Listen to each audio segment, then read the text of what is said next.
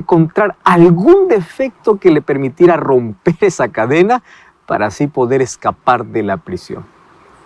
Pero pronto perdió toda la esperanza, porque se dio cuenta que la cadena era de su propia fábrica de herrería. Así que él siempre se había alabado de que todas las cadenas que él hace, lo hace a la perfección. Toda aquella cadena que salía de su taller no tenía defecto alguno. Entonces, al ver que tenía la marca allí de su herrería y que con esa cadena él se encontraba preso, pues ahora perdió toda esperanza. Resulta que aquella cadena que lo tenía prisionero, él lo había fabricado con sus propias manos. Sabes que de igual manera, todos los seres humanos somos así. Somos esclavos del pecado y estamos atados por nuestra propia cadena que nosotros mismos fabricamos. Sin embargo, por más que intentamos de manera inútil librarnos de esas cadenas usando nuestras propias fuerzas, nunca lo podremos hacer. Quedaremos presos así como este herrero, a menos que alguien de fuera venga y nos liberte quitándonos esas cadenas, porque nosotros no podemos por nuestros propios esfuerzos. Eso representa nuestra vida. Ese alguien que puede entrar hasta nuestra prisión, romper nuestras cadenas, hacernos libres, es Cristo. Cristo es el único que puede cortar las cadenas del pecado, las cadenas del pasado. Y es por su inmensa gracia que nosotros entendemos y recibimos el perdón y la salvación. El libro de Romanos capítulo 6, versículo 23 dice: porque la paga del pecado es muerte, mas la dádiva de Dios es vida eterna en Cristo Jesús, Señor nuestro. ¿A qué se refiere con la dádiva de Dios? Esa dádiva se llama gracia. ¿Y qué cosa es gracia? Gracia es una palabra inexplicable. Los seres humanos, por mejores argumentos que tengamos, por mejor vocabulario enriquecido que podamos tener, jamás podremos explicar en plenitud qué significa gracia. Apenas nuestro vocabulario da para decir que es el regalo inmerecido que Dios da para el ser humano. Pero gracia es más que eso. Gracia abarca aspectos fundamentales que tienen que ver con el bienestar completo y la manera como Dios puede transformar el corazón más vil. Cómo Dios puede perdonar a la persona que ha caído en la miseria de la desgracia. Gracia es una palabra inexplicable. ¿Cómo poder describir el amor de Dios, que es infinito, que es inmedible, que es incondicional? Hay una música que dice: si fuera tinta todo el mar, y todo el cielo un gran papel, y todo hombre un escritor, ni aún así se podría describir el amor de Dios. Es un amor infinito, un amor que no tiene medida, un amor que no conoce barreras, un amor totalmente incondicional. Y su gracia puede alcanzarnos en la mayor desgracia de nuestra vida y de allí puede restaurarnos. ¿Sabes que una de las palabras más importantes del cristianismo justamente es la palabra gracia? Gracia viene del griego charis, y charis significa un favor, el favor inmerecido de Dios, la manifestación gratuita y espontánea de un amor, pero no de un amor humano, no de un amor egoísta, no de un amor que cause heridas, de ese amor ágape, de ese amor que solamente Dios puede otorgar para el ser humano. Ahora, Dios no tenía ninguna obligación de amarnos, pero Él decidió amarnos y Él llegó hasta el extremo de poder morir por nosotros. La pregunta es, hay varias personas en la historia que han muerto a favor de alguien. Yo ya vi, escuché y leí tantas historias, pero uno da su vida por alguien que ama. Sin embargo, mira lo que dice el libro de Romanos, capítulo 5, versículo 7 y versículo 8. Dios muestra su amor para con nosotros en que, siendo aún pecadores, Cristo murió por nosotros. Una cosa es que yo pueda defender la causa de alguien que amo. Otra cosa es colocarme en el lugar de alguien que me odia. de alguien que me da la espalda, de alguien que me ignora. Es esa la gracia de Dios, un amor incondicional. Cristo vino a dar su vida, no por aquellos que solamente que le amaban, le apreciaban y le seguían, por todos. Y ese todo incluye el ateo, aquel que niega su existencia, aquel que da la espalda a Dios, aquel que se rebela contra Dios. ¿Cómo poder entender la gracia?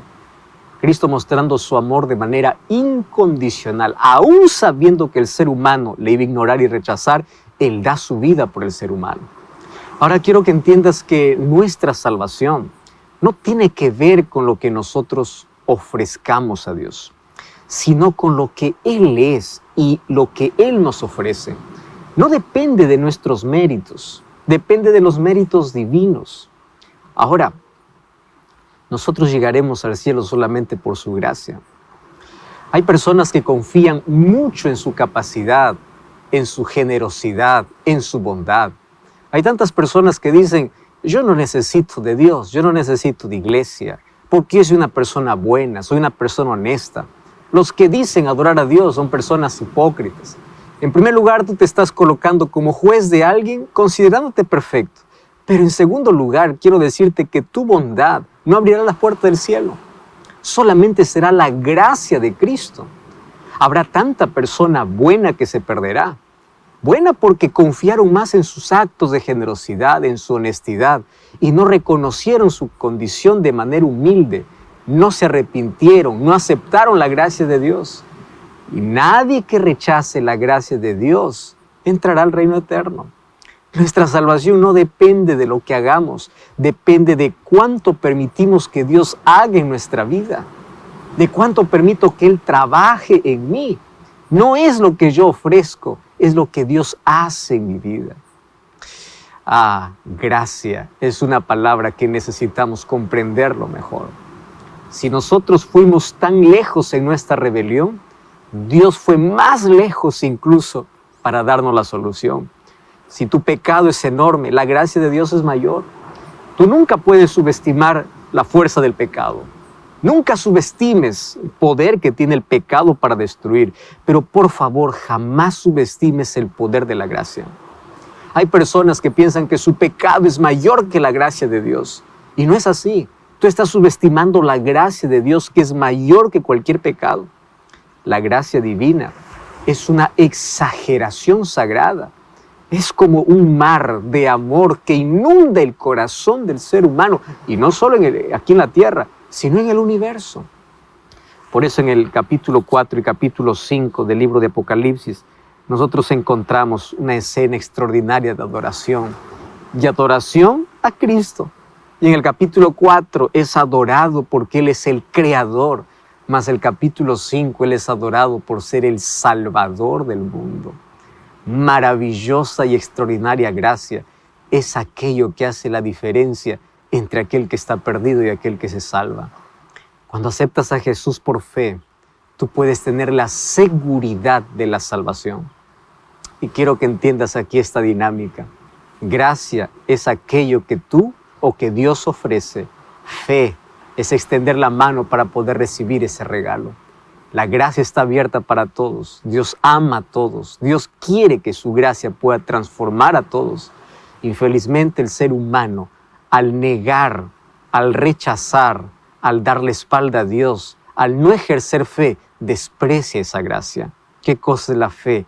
Fe es la expresión humana para abrir su mano, su vida, para aceptar aquel regalo extraordinario que Dios le da, su gracia. Cuando aceptas a Jesús por fe, debes tener la seguridad de que la salvación llegó a tu vida. Por eso el libro de Efesios capítulo 2, versículo 8 y versículo 10, encontramos una expresión extraordinaria del apóstol Pablo. Efesios 2, 8 al 10 dice así: porque por gracia sois salvos por medio de la fe, y esto no es de vosotros, pues es don de Dios, no por obras para que nadie se gloríe, porque somos hechura suya, creados en Cristo Jesús para buenas obras. Quiero que preste atención aquí, cómo es que Pablo aquí menciona la salvación del ser humano. Somos salvos por gracia. Pero algunos solamente quedan en el versículo 8 y no leen el versículo 10. Cuando eres salvo por su gracia, las buenas obras tienen que ser el resultado de esa salvación. Algunos piensan que soy salvo por gracia y listo, yo puedo hacer lo que quiero en la vida. No, la gracia que salva es la gracia que transforma. Es la gracia que te coloca en armonía con la palabra de Dios. Es la gracia que te coloca en armonía con la ley de Dios. ¿Y dónde entra eso? Es que eres salvo por gracia para buenas obras. Eso dice el versículo 10. O sea, la causa de la salvación es la gracia de Dios. El resultado de la salvación o la evidencia de la salvación es la obediencia.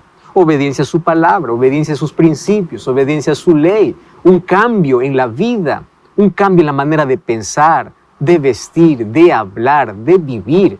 La gracia que salva es la gracia que transforma. Nunca te olvides de eso. Pablo dice que somos salvos por gracia, por medio de la fe, para buenas obras. Nunca te olvides, somos salvos para.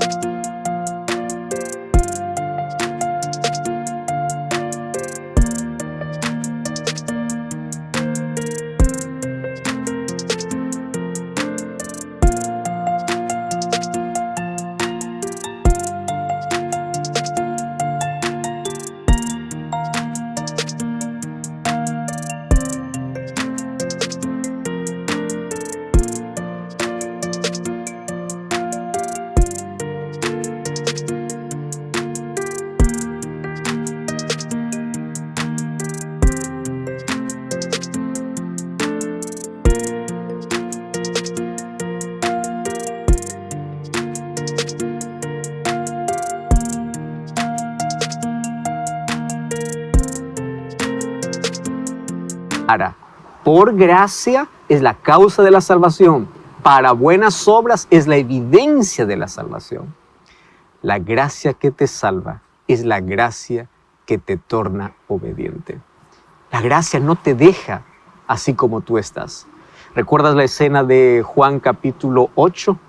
Donde allí trajeron a Jesús una mujer que estaba siendo condenada para poder morir. Jesús, en su misericordia, comenzó a escribir allí, en el suelo, los pecados de todos aquellos que le condenaban. Finalmente Jesús dice, aquel que esté sin pecado sea el primero en arrojar la piedra en ella. Todos los que estaban allí salieron siendo acusados por su propia conciencia. Mas cuando Jesús se queda solo con esta mujer, le dice así, ¿dónde están los que te condenaban? No hay ninguno, Señor, le dice. ¿Y sabes qué le responde Jesús? Yo no te condeno, pero vete y no peques más. ¿Estás entendiendo la dinámica de la gracia? Dios te dice así, yo te perdono. Mi misericordia es grande, no importa tu pecado, no importa cuán condenado hayas estado en la vida, pero a partir de ahora no sigas practicando, no continúes en esa vida. ¿Recuerdas la historia del hijo pródigo? Él cuando fue al Padre realizaba la purificación del santuario. Ese día era un día de juicio y todo aquel que no había confesado sus pecados, ese día moría. Ahora, ¿cómo se cumple esto en el ministerio de Cristo?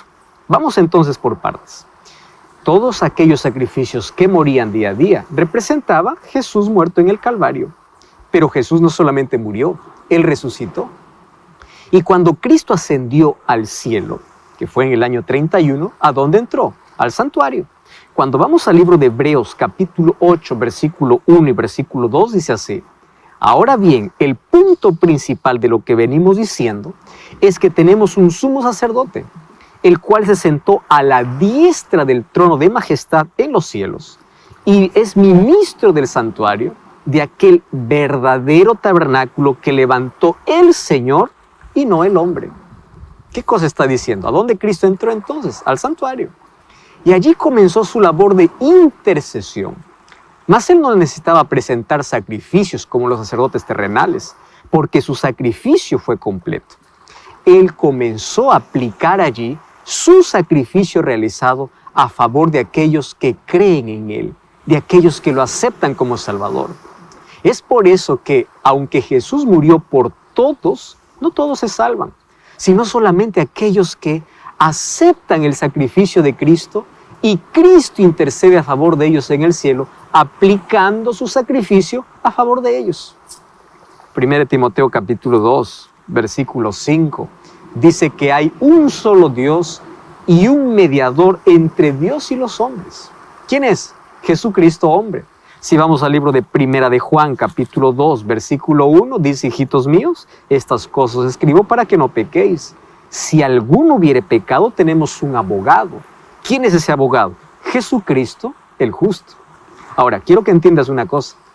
Todo pecado confesado es perdonado porque Cristo es nuestro intercesor, por el sacrificio que realizó en la cruz, pero por la obra que Él continúa haciendo en nuestro favor. Ahora, ¿qué sucedía en el santuario terrenal una vez al año? El santuario era purificado. ¿Purificado de qué? Durante todo el año.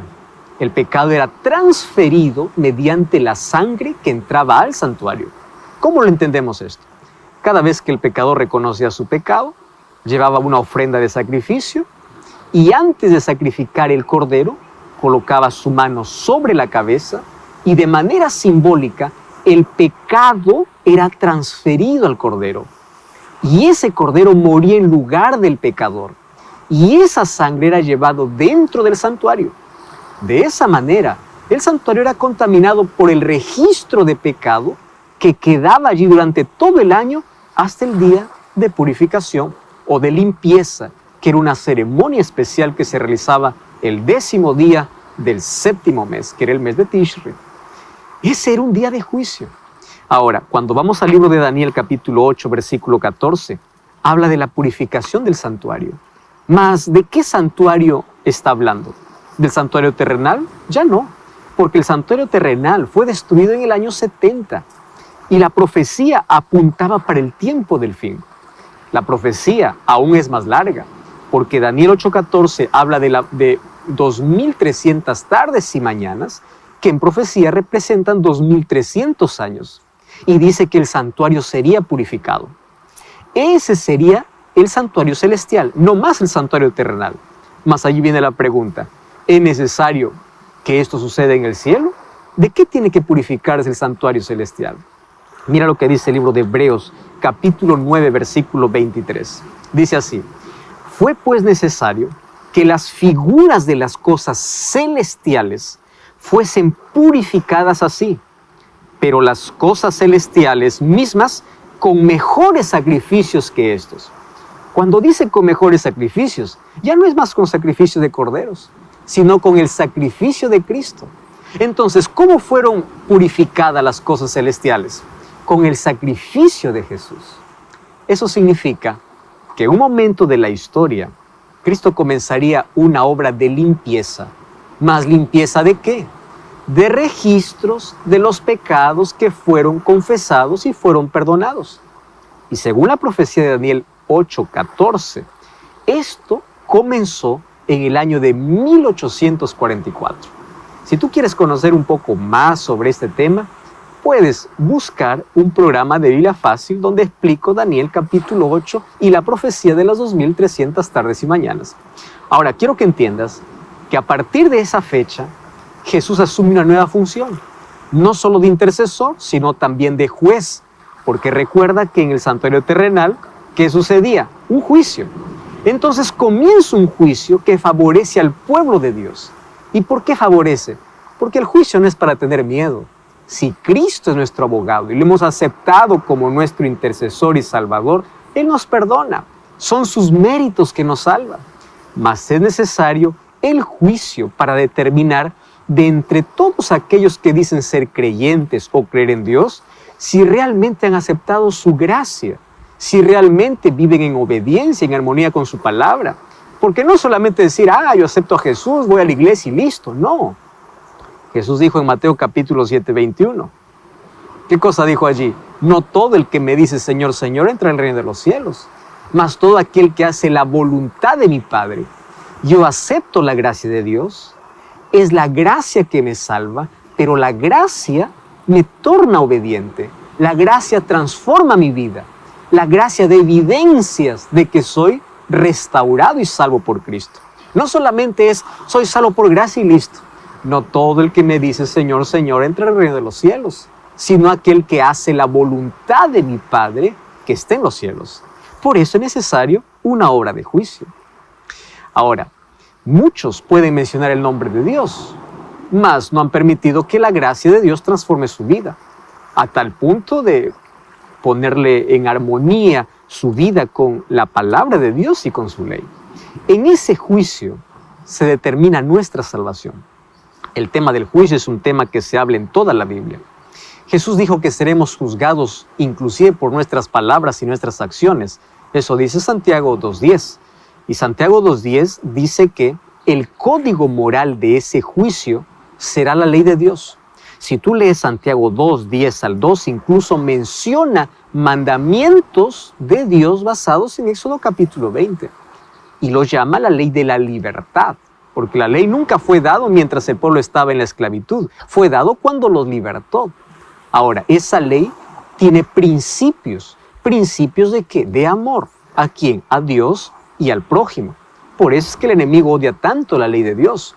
Por eso es que Salomón incluso escribió en el libro de Eclesiastés capítulo 12, versículo 13, dice así: teme a Dios y guarda sus mandamientos, porque esto es todo del hombre, porque Dios traerá toda obra a juicio. Es decir, hoy estamos viviendo ese juicio y necesitamos aceptar la gracia de Dios y permitir que la gracia de Dios nos coloque en armonía con su palabra y con su ley.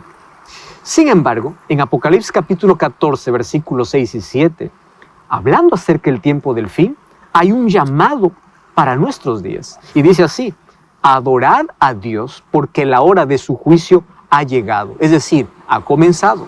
Es decir, el juicio ya comenzó. Pero los que aman a Dios no temen el juicio, porque cada vez que confiesan sus pecados y se arrepienten y aceptan el sacrificio de Jesús, ellos no son condenados, ellos son perdonados. No existe un pecador que acepte la gracia de Dios y no sea perdonado, no importa cuán grande sea el tamaño de su pecado, porque mayor que su pecado siempre será la gracia de Dios. Ahora, mientras Cristo continúe siendo nuestro intercesor, hay oportunidad para todo ser humano. Pero no siempre Jesús estará allí. Un día Jesús saldrá del santuario cuando el destino de cada ser humano esté definido. Y cuando esto sucede, mire lo que dice Apocalipsis capítulo 22, versículo 11. El que es justo, siga justo. El que es injusto, siga justo. Siga injusto. ¿Por qué? Porque no hay más oportunidad. Los casos de la humanidad están decididos. No habrá más intercesor. La gracia en el cielo habrá terminado.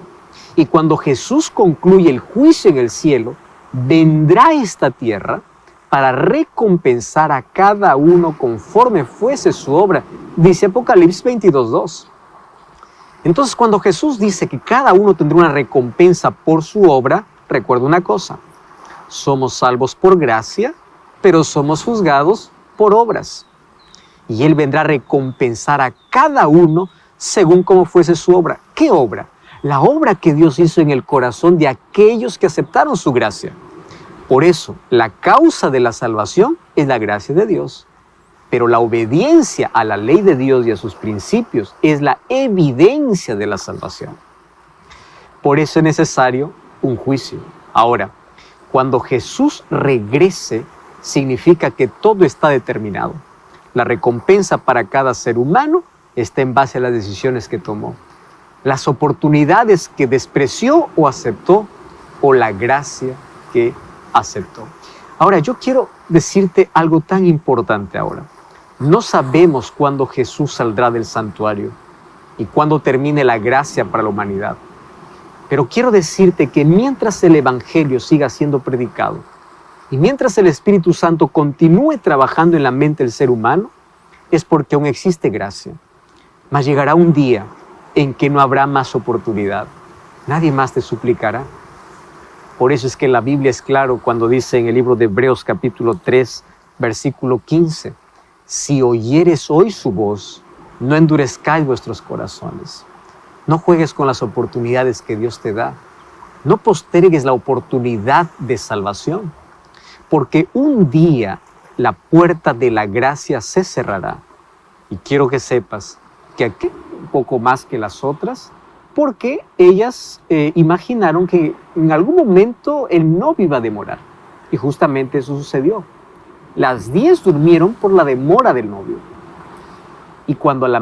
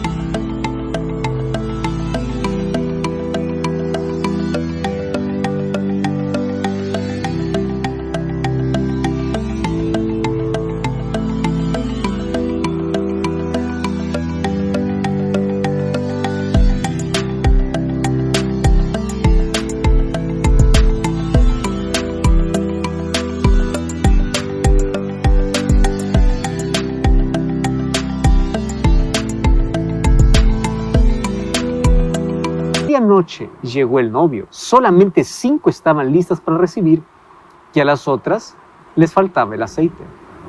Cuando despertaron, ellas se desesperaron y dijeron: por favor, préstenos de su aceite. Mas ese aceite representa la comunión con Dios, el Espíritu Santo en la vida. Y esa experiencia no se puede prestar, no se puede comprar, no se puede vender. Entonces ellas no podían pasar el aceite para las otras. Vayan y consigan, le dice. Pero mientras ellas iban, vino el esposo, cerró la puerta. Y cuando cerró la puerta, solamente las que estaban preparadas entraron. Lo interesante es que las otras 5, cuando regresaron, tocaron la puerta y de adentro se escuchó una voz que decía: no los conozco. La puerta ya estaba cerrada. Jesús dijo también que su venida sería como en los días de Noé. Y cuando nosotros vemos los días de Noé, que son ya muy parecidos a nuestra época por la violencia, por el dolor, por la inmoralidad y por todo ello. Mas hay un detalle interesante. Cuando Jesús dice en Mateo capítulo 24, versículo 37 al 39, como en los días de Noé será su venida, porque antes que Noé entrase en el arca, recordemos que Dios cerró la puerta. Mira lo que dice el libro de Génesis capítulo 7, versículo 16. Génesis capítulo 7, versículo 16. El texto dice así: y cuando los animales entraron, macho y hembra de toda carne vinieron, como Dios había mandado, Jehová cerró la puerta. No fue Noé quien la cerró, fue Dios quien la cerró. Por eso es que por más intento que ellos hacían para poder abrir la puerta, para salvar a aquellos que estaban fuera del arca cuando llegó el diluvio, no podían. Porque aquello que Dios cierra, nadie abre. Aquello que Dios abre, nadie cierra. ¿Recuerdas el texto de Apocalipsis capítulo 3? Ahora, fue Dios quien cerró la puerta antes que caiga el diluvio. Y la gente no sabía que esa puerta había sido cerrada por Dios. Lo mismo sucederá hoy en este tiempo del fin. Nadie sabe cuándo Jesús volverá, pero antes del regreso de Jesús, la puerta de gracia se cerrará. Y nadie sabe cuándo ocurrirá ese día en el cielo. Más sabemos que existen otras 2 maneras en que pueden terminar las oportunidades y la gracia también se puede cerrar para nosotros. ¿Cuáles son esas 2 otras oportunidades que pueden ser terminadas? La primera la encontramos en el libro de Mateo capítulo 2, versículo 31 y versículo 32. Fíjate lo que dice Mateo capítulo 12, versículo 31 y versículo 32. Dice: todo pecado será perdonado a los hombres, menos uno, ¿cuál? El pecado contra el Espíritu Santo. Muchas personas obviamente están muy preocupadas con esta expresión. Primero tenemos que analizar las palabras de Jesús. Todo pecado. ¿Qué cosa es todo? Todo. Al todo no excluye nada. Mas, ¿qué significa el pecado contra el Espíritu Santo? Cuando el ser humano se acostumbra a desobedecer la voz de Dios, hay una cosa que el ser humano no entiende, que mientras más desobedezca a Dios, el corazón humano, o mejor, la mente humana se va cerrando. Se va cerrando y se va volviendo cada vez más insensible, a tal punto que el pecado forma parte de su vida, y pierde la conciencia de pecado, pierde la necesidad de perdón. Y mientras no haya perdón, no hay salvación. Para que haya perdón, se necesita confesión y arrepentimiento. Entonces, un corazón endurecido por tanta desobediencia ya no tiene más necesidad de Dios. Entonces, como no hay confesión y arrepentimiento, tampoco hay perdón. El Espíritu Santo no puede más trabajar. Pecado contra el Espíritu Santo no es un acto, es un proceso, un camino de desobediencia, a tal punto de perder la sensibilidad. Hay personas que dicen, pastor, ¿yo ya habré pecado contra el Espíritu Santo? Y la respuesta es simple. Mientras tú estés incómodo con tu vida y mientras tú creas que has pecado y reconozcas tu condición, aún no has pecado contra el Espíritu Santo. ¿Por qué razón? Porque el único que te puede llevar al arrepentimiento y a ver tu condición pecaminosa es el Espíritu Santo. El Espíritu Santo hace un trabajo extraordinario, pero Él no puede forzar, no puede obligar. Entonces, pecado contra el Espíritu Santo no es una acción, es el continuo rechazo, donde te acostumbras a abrazar el pecado y a despreciar a Cristo. Entonces llega un momento en que en lugar de arrepentirte, comienzas a justificar el pecado. Y así el pecado no es confesado. Y si no es confesado, no es perdonado. Pero mientras tengas necesidad de cambiar, el Espíritu Santo continúa trabajando en tu vida. Pero si tú continúas desobedeciendo o no escuchando su voz, te vuelves en un sordo espiritual. Pierde la sensibilidad a tal punto que no tiene más necesidad de arrepentimiento. No tienes más incomodidad por el pecado. Y cuando el ser humano se acostumbró al pecado, rechaza abiertamente la gracia de Dios. Y la gracia de Dios no puede hacer más ningún efecto en la vida. Por más que Dios ofrezca su gracia y su perdón, el ser humano no tiene más necesidad de Él. Mucho cuidado. Por eso, mientras escuchas la voz de Dios, mientras eres sensible a la voz del Espíritu Santo, arrepiéntete. Vuelve a Cristo. No juegues con el pecado. No continúes en tu camino. Qué peligroso es que pueda llegar ese momento y el ser humano no es consciente de ello. Ahora, hoy existe arrepentimiento de pecado porque el Espíritu Santo actúa. Mas un día, cuando la gracia se termine en el cielo, el Espíritu no más trabajará, no más hablará al corazón humano. Y cuando esto suceda, quedará bajo el completo dominio de Satanás. Por eso la Biblia dice, no desprecie la gracia de Dios y si oyeres hoy su voz, no desprecies o no rechaces en tu corazón. Existe otro momento cuando la gracia termina para todo ser humano. Y esa gracia termina cuando llega la muerte. Todos sabemos que vamos a morir, mas nadie sabe cuándo. ¿Qué cosa necesitas para morir? Solo estar vivo. Es suficiente. No necesitas tener edad, tener una enfermedad. Hay personas que están tan sanas y mueren. Y hay personas que pueden estar tan enfermas y siguen viviendo. Así que la muerte es un camino por el cual todos los seres humanos estamos yendo, estamos caminando. Ahora, mientras tengas vida, existe gracia. Mientras estás vivo, tú puedes tomar la decisión de aceptar la gracia de Cristo. Pero cuando la muerte llega, no hay misa que te salve. No hay oración que te salve. Porque la salvación es un asunto de elección, de decisión. Nadie llegará al cielo sorprendido diciendo, ¿qué hago aquí? Uno llegará consciente de que aceptó las oportunidades que Dios le dio mientras Él estaba en vida. Ahora entiendes, la gracia se acepta cuando uno está vivo. Nadie sabe por eso cuándo es la última vez que escucha una invitación de Dios. La muerte llega de manera inesperada y nuestra vida es como la neblina, dice el apóstol Santiago. quiero que sepas que la salvación es en vida. De muerto ya no hay gracia. No hay oración que pueda salvarte, porque la salvación es un asunto de elección en vida. Por eso la Biblia dice en el libro de Deuteronomio capítulo 30, versículo 19 y versículo 20, dice así: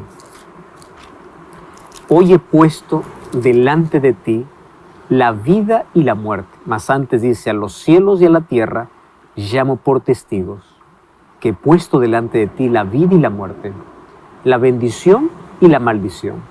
Escoge la vida para que vivas tú y tu descendencia. ¿Y de qué manera el ser humano escoge la vida? Es interesante lo que dice el versículo 20. El versículo 20 dice así: amando a Jehová tu Dios, escuchando su voz y siguiéndole a Él, porque Él es vida para ti. ¿Te das cuenta? Amar a Dios, escuchar su voz y seguirlo. Es así como nosotros demostramos que amamos la vida, porque Él es vida. Dios ofrece su gracia y la salvación para todos, pero Él no te puede